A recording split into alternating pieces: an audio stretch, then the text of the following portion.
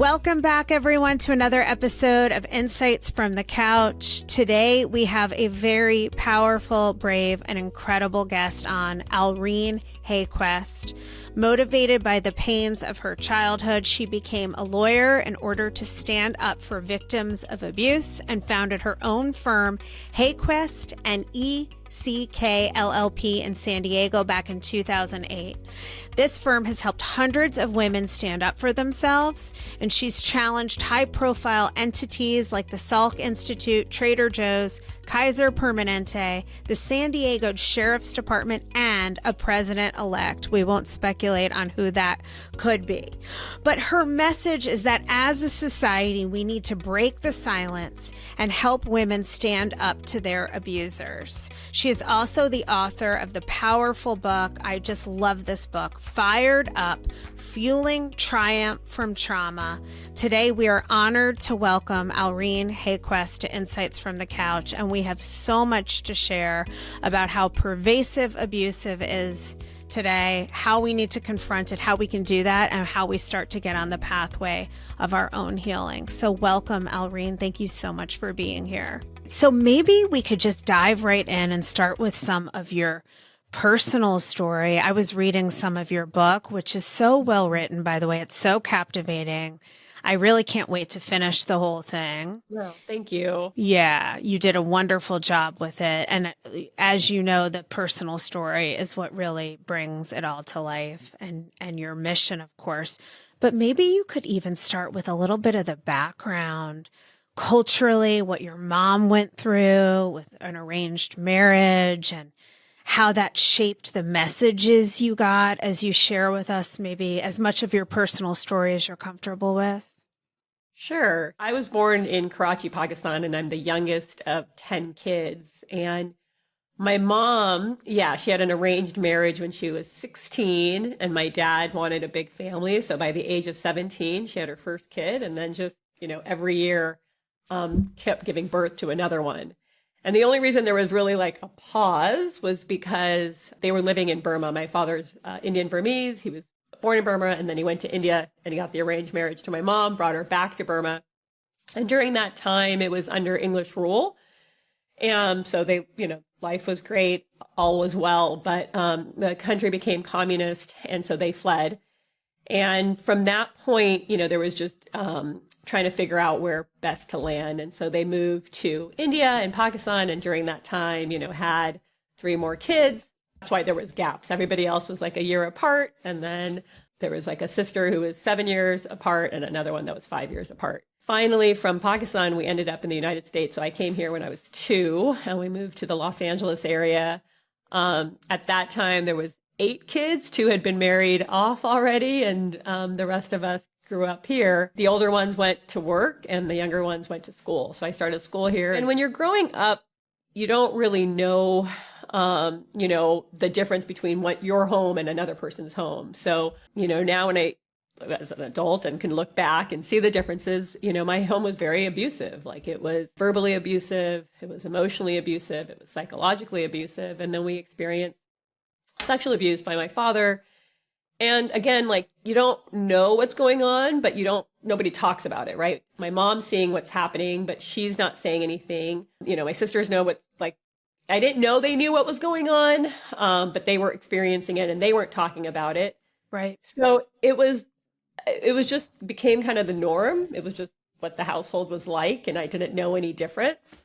But even at a very young age, I knew I wanted something different. Like, I didn't want that life. And I was able to see that from TV shows, right? For me, it was the Brady Bunch. That was like, I fantasized about living that life. Yeah. And so that kind of, I guess, watching that on TV those are the things I prayed and wished for as a young kid. I just wanted to be happy, and I wanted a family that was very functional and where your parents talked to you and you had conversations with them. And so I had that. And then growing up, I learned when I was in high school that I could move away from my house if I went to college. And so that really like propelled me to figure out, like, nobody had gone to college here. And so figuring out, like, how do I apply for college? How do I apply for grants? So I spent a lot of time doing that in high school. And I was able to move out of my house at 18 got away from my situation. And they were supportive of letting you go? Well, yeah, because that was like they were so proud, right? They had a daughter that, was going off to college and they could talk about it, right? Like, oh, I have a daughter that's, going to college. And even now, like I'm a lawyer, my mom's really proud of the fact that I'm a lawyer. She has no idea what I do, but she knows that I became a lawyer and she's able to say, oh, my daughter's a lawyer. So yes, moving away because I was going to college was okay. My other sisters, their way to get out of the house was getting married, right? And so we each kind of found our way to get out of the situation. For me, I discovered that I could do it by going to college. And that's how I did. My sister above me, I mean, she just ran away and she lived with another family. And then the other four sisters all got married. And that's how they moved out of the house. So we all kind of had our own way of escaping the environment. Exactly. Yeah, and you said so. I mean, what you wrote in the book was so powerfully evocative when you described some of your experiences being bullied at school, like the ugly names kids would call you for being different, and that even as bad as that was, you preferred experiencing that than being at home. Yeah, for sure. Like at school, you left it and you didn't have this like emotional connection to them. Like at home, it was your father and your mother. Like, right. I don't know. And you couldn't escape it. It was very unpredictable. Like I didn't know when my dad was going to rage out. Right. And so it was that unpredictability of constantly kind of living in this like terrified state of like, okay, what's he going to do now? Or what's he going to say now? And again, you don't realize that you're terrified, right? Your survival instinct's just keeping it all inside and you're just trying to, just for me, my survival was just like, be a good kid. If I'm a good kid, everything will be all right. And so that's kind of how I like maintained myself, Trying to be good. Trying to be good, not talk back, doing well in school, getting good grades, like not having, not needing the teachers to call my parents, So just being like a good girl. And I thought that if I did that, then, maybe my dad, wouldn't do the things he did. And that, wasn't true. It had nothing to do with me and my behavior. So yes, despite all of the bullying at school was still like a happy place for me because school came easy for me. And so the teachers, were happy to have somebody who's in class, who listened, who didn't talk back, who, did their work and, got good grades. And so that was rewarding to me, despite, the other kids and me being different and being bullied by them. I mean, that was the easy part. Yeah. Like, when does it occur to you, like, what point in your development does it occur to you to look back on this childhood and go, wow, this was really, really like not good? And I mean, because I'm assuming you're moving like a fast, like speed train here, like going to school, going to law school, like it's just like succeed, get out, make my life. At what point do you take the insight and like look inward and go, It wasn't until much later, I would say, like when I'm like in my 30s and really when I, after I'm married and I had a kid for the first time. So it was really later on in life. And the reason being is, when I moved out of my house and I got to college, I was at an all-time high. Like I felt wonderful. I felt really good about myself. I made really good friends, at the time, my boyfriend, who's now my husband.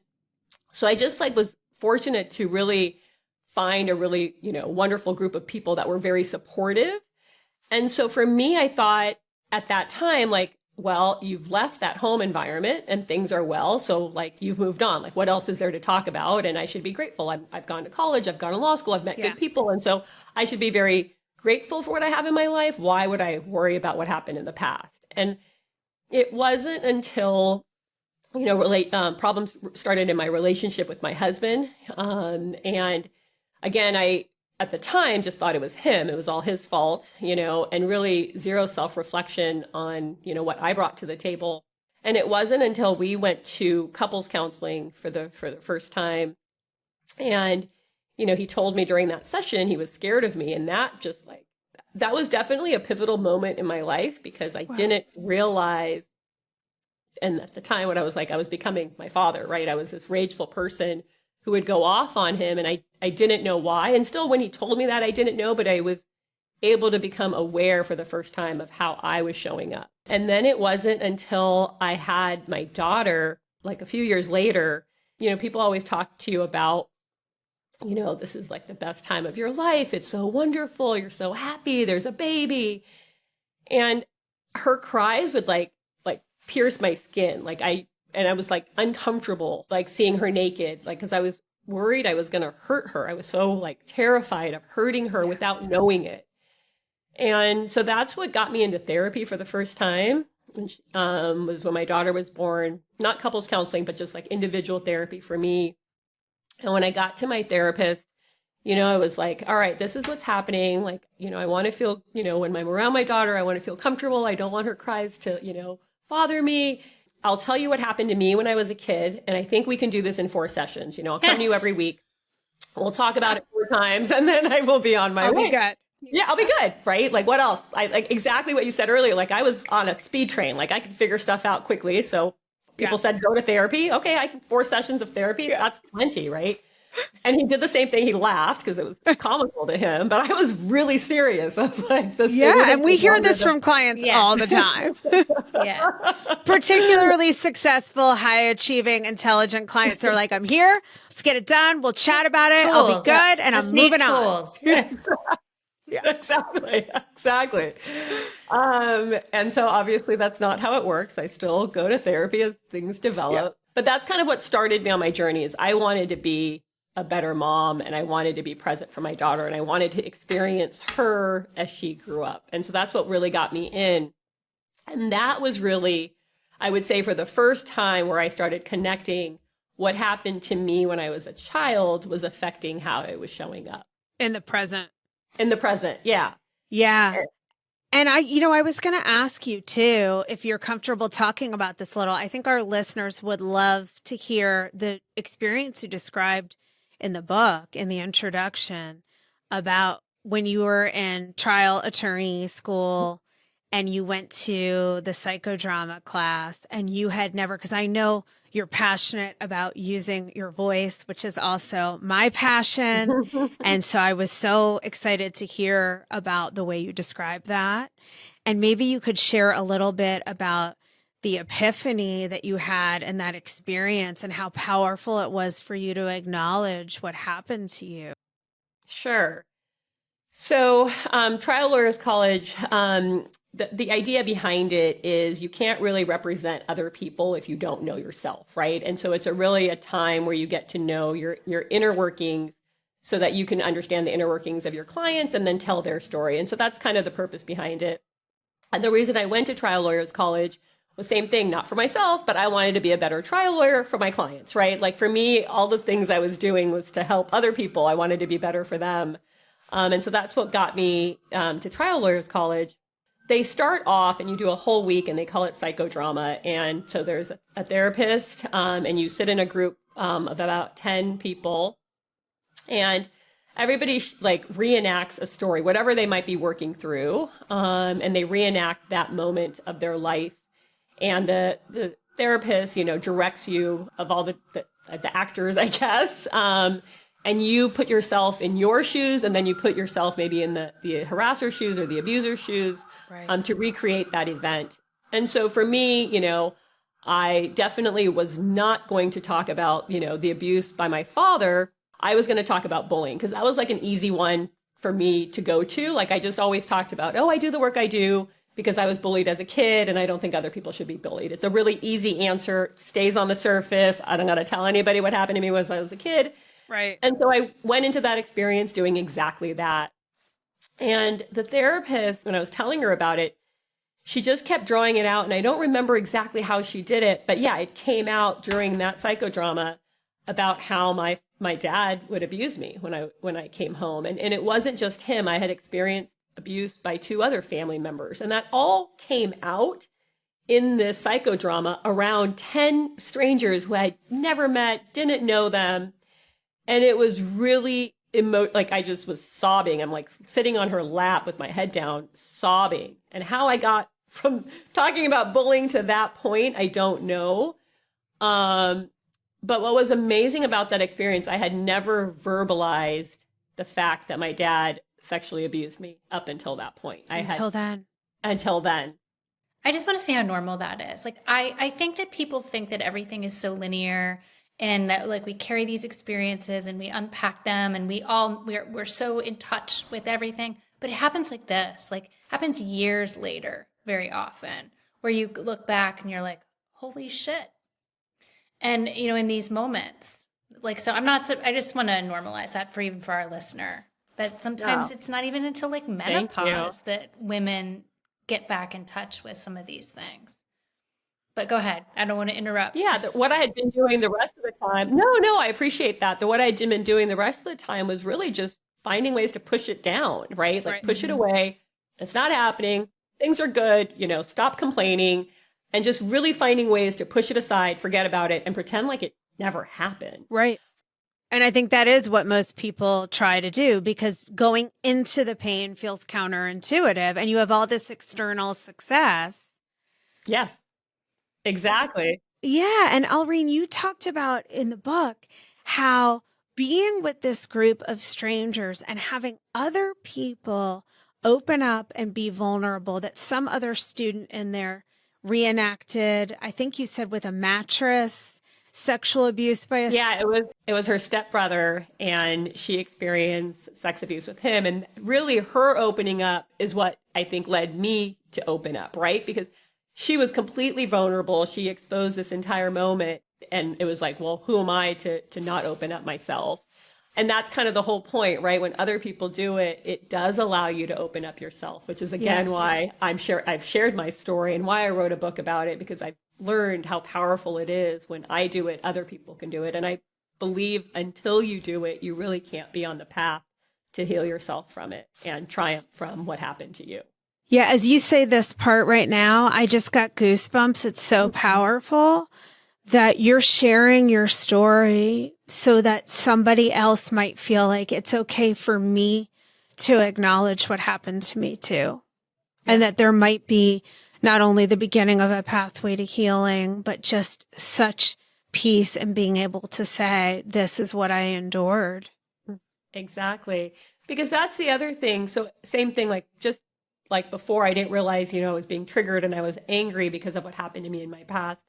The other thing that was going on with me was like I had all these physical ailments. I had this ulcer that wouldn't go away. And so that's the other part of it, is like connecting the fact that what's going on in your physical body also is likely related to what happened to you in the past, right? And the more you fight against it, it's your body like showing the signs of what happened to you. And so that's another reason why I think it's so important to acknowledge what happened and say something about it, right? Not pretend and push it down, because your body is going to act up. Like if you continue to do that, you're going to have some physical manifestations from it, right? Like all these autoimmune disorders, there's like so many diseases, and it's, you have to start addressing what happened. You can't change it, but if you start accepting it and acknowledging, like feeling it, that it happened, you're going to be able to heal yourself from it. So. Yeah, we certainly see that. We did a whole episode on anxiety and how women tend to somaticize. And like we pull this kind of trauma into our body and it lives there until we deal with it. But I think it's so interesting that you like decided to be a lawyer, right? Like this pro-social way of getting justice. Like I'm going to serve clients and, have that function in the world, which we see people who've been traumatized, they become therapists, lawyers, animal rescuers, children advocates, like they're trying to heal something through their work. But what you're saying too is like the real change there is like when you can be vulnerable about that story, you actually become so much more helpful to your clients, to people listening. And it's healing for you and for them. Totally. Yeah, I completely agree with that. Yeah. And why I think it's so important. Yeah. And that you had to really learn in order to be able to relate to what your clients have experienced. It's not just the similar experience. It's really that you have to be in touch with your own emotions if you're going to be able to have empathy and understanding for anyone else's emotions. Oh, 100%. Like we've all had different experiences, but our emotions and the feelings tied to it are the same, right? And like getting in touch with those, I think is so important to, again, heal from it. Right. Instead of burying it, having it somaticize. And I thought it was just, before we move into how women can start to have this more empowered journey, abuse aside, all the horrific abuse that you endured, I was really struck by something you said that I hear so often as a couples therapist, that in your household, the only emotion that it was okay to show was anger. And that if you emoted or you cried, you were labeled a crier, right? This was seen as a derogatory thing, when we know crying is the way the body regulates itself, that you get back to baseline through sadness, through the hormones excreted in tears, that crying is a beautiful, normal thing. But so few people are taught that it's okay to express a range of emotions. So as you went on your healing journey, Alreen, did you learn to embrace the full spectrum of emotions? Do you feel more in touch with your feelings now and more communicative about them in your own personal relationships? Or is that still hard? Yeah, I think it's still hard. I think I'm still on the path. So with respect to being more in touch with my feelings, yes, 100%. I'm way more, I can feel my heart, right? Like where I don't think I could feel it before. And I know that's odd to say, but I really wasn't in touch with like my heart emotions. And so for me, I really contribute that to doing inner child work. This was kind of this long lasting, and I talk about this in my book of like, my GI doctor, when I was having the ulcer, kept repeatedly saying that you need to feel your feelings. And I was just like, so annoyed by it, because I was like, what are you talking about? I can feel this, that I'm annoyed with you. I don't know what feelings you want me to have. Right. Is that what you had in mind, doctor? Yeah, exactly. Because we've reached that. Because you're pissing me off. So true. But that was really like eye-opening, like where she kept saying it, I couldn't understand what she meant. And doing inner child work, which for your listeners who don't know, you go back to a time when you were a child and really get in touch with those feelings that you had. So for me, it brought me back to the terrified little girl I was, and my adult self telling her everything's going to be okay, right? Which is what I didn't have when I was a kid. There was nobody there to protect me or let me know, we're going to keep you safe and everything's going to be okay. Yeah. That was like, I don't know, another like pivotal moment, because it was a release of energy that I had never experienced before from that. And that really got in touch with like what I was feeling when a situation arose. So for example, not only was I, when I'm angry, like I can recognize when I'm angry, like my body is turning hot, right? Like I can feel like the symptoms in my body. Or when I'm expressing love, like when I'm around my daughter or my husband and there's this like immense amount of love, I can feel it in my heart, and how they're affecting me. And then with respect to like the joy, right? Like being present and feeling joyful, when you're having a moment with your daughter as she's talking to you. So yes, I'm way more in touch with them.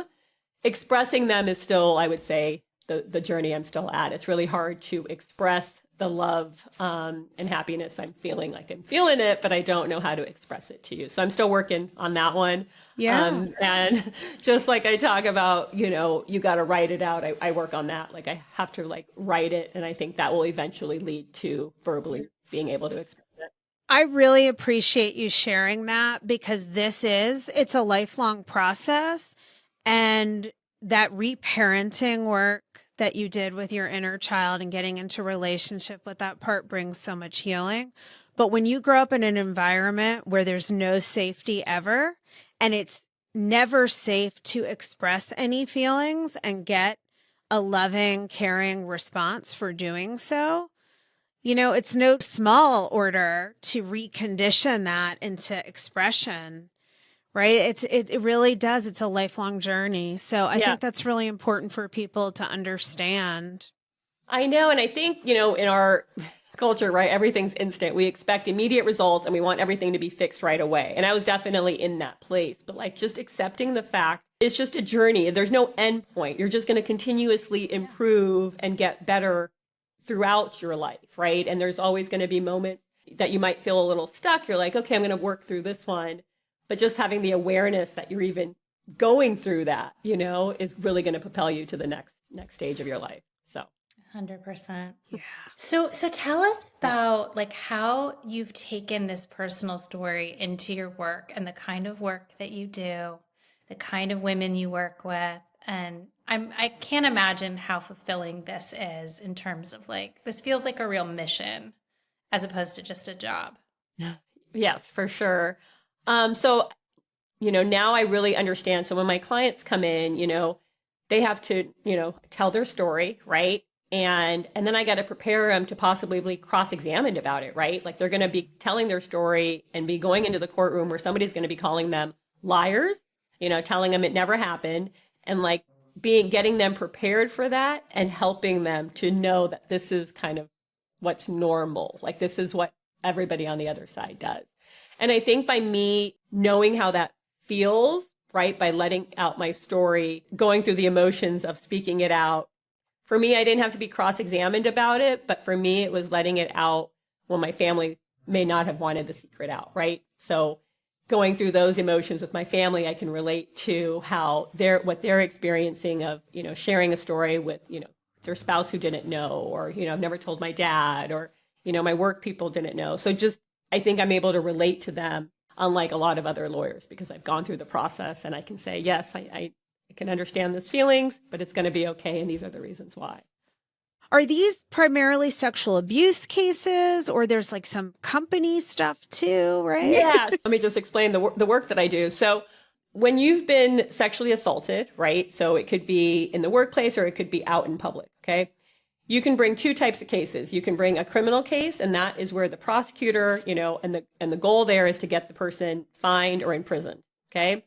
And then there's the civil lawsuits where at the end of the day, you're seeking money.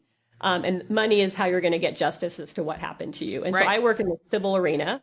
The primary women I represent are women in the workplace. And then also outside, like if you've gone to your doctor or your dentist or one of, an institution has sexually assaulted you. Wow. We do those Unreal. types of cases as well. But at the end of the day, for us, we're seeking money for the harm that you experience. And primarily because we all know that when you've experienced some sort of sexual abuse and sexual trauma, you're going to need some mental health care, right? Like that, it leaves consequences, and it's such a prevalent issue, but there's so many consequences. And so our goal is to get you money so you can get the help that you need so you can heal from what occurred. And so in the civil arena, the women that come to me right now, we've, and this is another area that gets me really fired up, especially because I have a daughter who's, about to turn 13, is young girls entering the workplace, right? And, you're a high school student, you're going to get your first job, and making sure they know their rights and what's allowed and not allowed in the workplace, right? Because if they don't have anybody to talk to or anybody to go to, there's this void of what's happening. And if they really, they need to make money for whatever it might be, or they don't want to disappoint their parents, they're just not saying anything. They're just going into work and expecting this is how it is. And so we do a lot of work to make sure we can, go into the high schools that will allow us to teach the kids of what's appropriate in the workplace so that when they have their first jobs, they know what to expect. And then two, if these students are coming to us because they had a bad experience, we want to make sure we go against those companies to let them know that, you need to have a better workforce. Like this is not going to be tolerated. That's great. And so it's so incredible because you're right. Back in the day, I mean, I'm just even thinking back to when I was young, there was so little discussion and so many abusive behaviors were normalized. There was nobody paying attention to those things that I can remember in my childhood or talking about them. Yes. And so we want to change that. So not only like make sure as a 13-year-old going into that situation, but also, the places that allow this. Like if you're going to allow this, there's going to be consequences to it, right? Because it's not allowed from like a legal standpoint. It's not allowed. And so we just want to make sure we're enforcing the laws around it. So that's what we do. Schools, like those are not hot, but yes, big areas where it happens, even though you want to believe it's not, right? It's I don't want to think it's happening. Yeah. And being able to have that conversation, right? Because even like with my daughter, I look at her and I think she's such a little baby, right? But yeah, she's going to be 13 and this is what she's going to be experiencing. So like being able to have that conversation with her, these are things that are happening. How would you handle the situation? It's happening. You don't need to go in a classroom with the teacher and have the door closed, right? Right. You don't need to go into situations where you're alone. Teachers shouldn't be putting their hands on you, and if that happens, what would you do? Right. And we have to be comfortable enough to be having these conversations with our kids.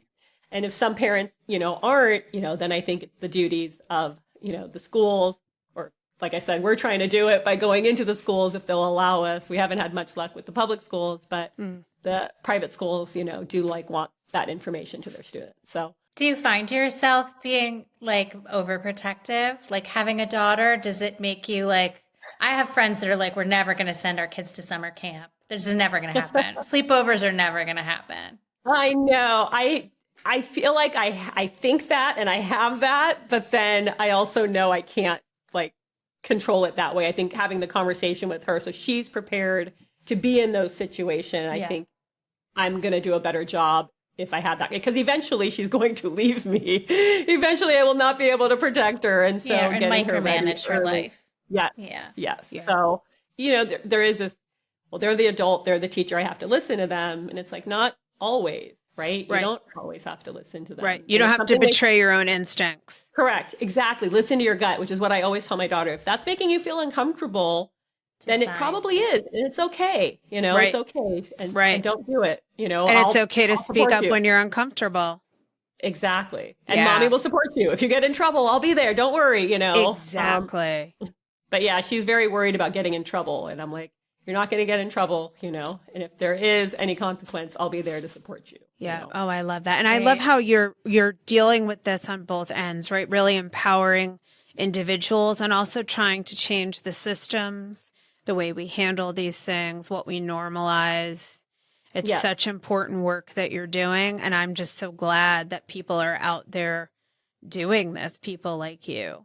No, thank you. And also so many younger people, if they haven't experienced anything adversive with someone, there's also just an innocence to it. They don't know what they don't know about what can happen and how important it is to be educated and protect yourself.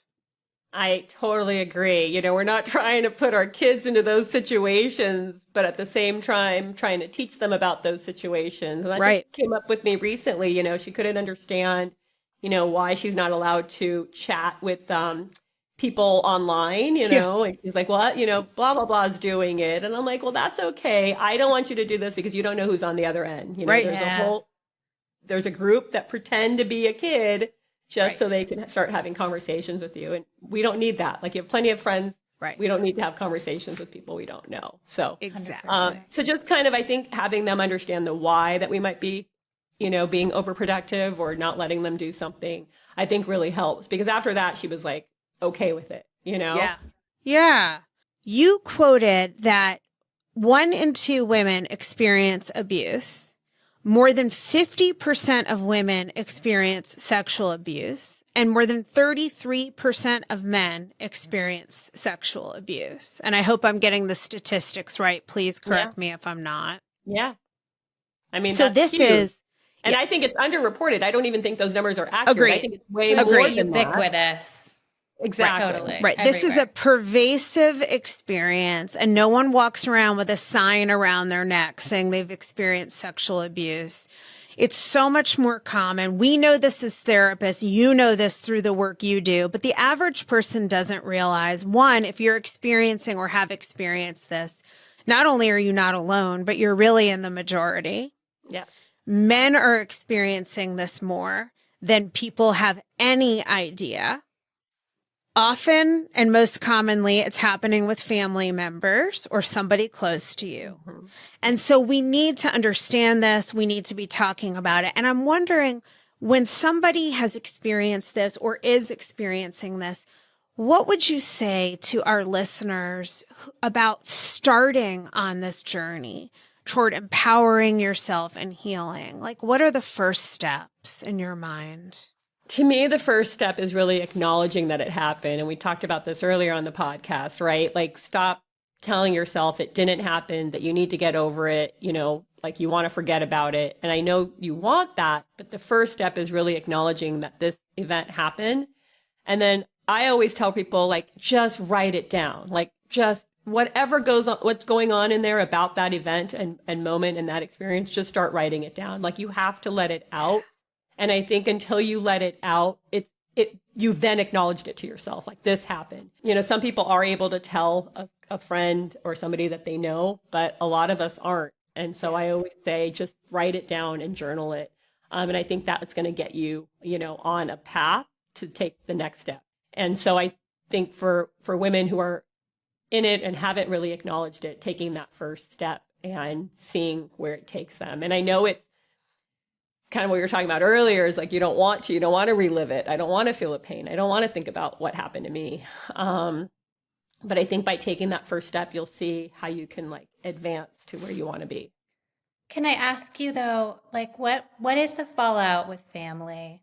Like, I mean, is everybody else, like you have a lot of sisters, are they like open to talking about this and acknowledging it? I don't know if your mom and your dad are still alive, but like, how does it all fall out? Sure. You telling this truth. So my dad passed maybe like 13 years ago. So my dad's gone. My mom's still alive. And my mom has done exactly what she's done my whole life, which is like, we're just not going to talk about it. Like, in my mom's world, he was a good father. And, there was I'm not saying he everything he did in his life was horrible. I'm just saying, the way he talked to us and the things that he did wasn't appropriate or he shouldn't have done. But in my mom's mind, he didn't kick us out. He provided for us. And she says this, like, well, everybody has problems, right? Everybody does bad things. Nobody's perfect. And it's like, I know, but like, can you just acknowledge what he did? Was it right? And he shouldn't have done those things. And I maybe should have said something when it was happening to you. I wish I would have protected you from it, right? She can't get there. And so with my mom now, she doesn't really speak English. She speaks Urdu, so we don't really talk about it. And I'm not expecting anything more from her, right? Because that's what she's done my whole life. So, and I'm okay with that. With my siblings, some of them are like upset that I've made this public, right? Because they don't understand why I needed to let it out, right? Like everything was fine. Everybody was functional. You're letting out like what I call like the family secret, right? People had an idea of who we were, and you've now opened up it to the world to hear and see it. So some of them aren't real happy with it. What I believe is that I think it's going to take time. I've been working on this for a long time. I've had a lot of tools to address, what happened to us. And my siblings, even though it was my story, I've pressed it on them. I pushed it on them to like do something about, right? Like they didn't get to choose the time when they were ready to let it out. I've let it out for them. I didn't know how else to do it. I didn't know how else to tell my story without, essentially telling a piece of theirs. But that's how it's been with the family. Some people are still really upset and not understanding why I needed to let it out. I mean, my book came out in the fall of 23. And so I had last year it was a hard year, because despite my family, we did have get together. So I was invited to less things, and there's been less communication with some of them. But I am telling myself, and I've come to peace with it, is that it requires time. So even though it's been a year, it's really not that long when I think about the fact that I've been on this journey for, over a decade. Right. Yeah. And so like, I got to give them time. Yeah. And then I've had a lot of nieces and nephews, who never knew about our family story, right? All the next generation who had no idea why their parents, behaved the way they did. And so I've had them thank me, for shedding a light on how their parents grew up, right? And why they might be showing up the way they are at their home, right? For me, I wanted to, like I had said earlier, like wanted to do something different for my daughter. Like I wanted to stop the generational trauma, because that's the thing. It does, you pass things on of how it was going to show up. And I didn't want to do that to her. I think the nieces and nephews can kind of get an understanding of, hey, this is why my parents, were rageful at these moments, or just a little bit more perspective. Right. And, the only two big things I hear you saying as themes that are so true are, first of all, the theme that we know, you're only as sick as your secrets, right? Secrets are so unhealthy in every way. They manifest in the body. They destroy relationships. They're passed down to successive generations. Yeah. And that also the only way out is through. You have to really, to heal, you have to confront and acknowledge, and that's where it starts. For sure. And with respect to the secret piece, it's like, who are you trying to protect? I think finally understanding that like the only person the secret is affecting is you, right? Like you are only harming yourself by keeping it, Right. And it's hard because it's different. It's change, right? And change is hard. Well, what comes up for me when you say that is like, who is it affecting? Like, it's like, it's the family's idea of itself. Right. Like, it's very hard to challenge a family's idea of itself. Like, and I think that people are so tempted to protect that. Yeah, that's true. Yeah. Yeah. Well, and also, Alreen, you talked about how the way your mother was raised and the cultural impact of, the husband is seen as God, his word is God. Exactly. And I love this stood out for me in what I read in your book when you said, the way my mother saw herself was that it's as if she was a goat untied from her father and passed over to her husband. Yeah. And that's how she would describe herself, Yeah. Have you forgiven your mother or something reconciled with it? Maybe forgiven's the wrong word. I think I've just accepted for what it is, right? Accepted her, and I love her. I still talk to her. I've just accepted her for who she is, and I've worked through this with therapy too, right? It's like the death of the mother that I always wanted, right? Yeah. Like she's never going to be that, and I can't expect that from her.